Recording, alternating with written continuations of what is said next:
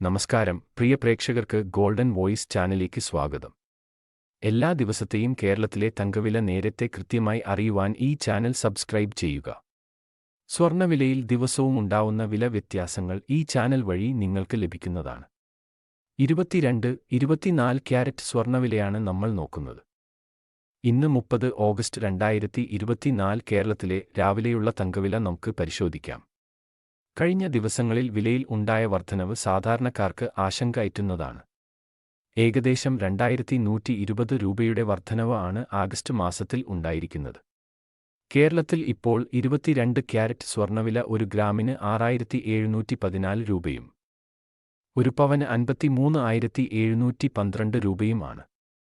അതുപോലെ ഇപ്പോൾ 24 ക്യാരറ്റ് സ്വർണ്ണവില ഇപ്പോൾ ഒരു ഗ്രാമിന് 7324 രൂപയും ഒരു പവൻ 58,592 രൂപയുമാണ്.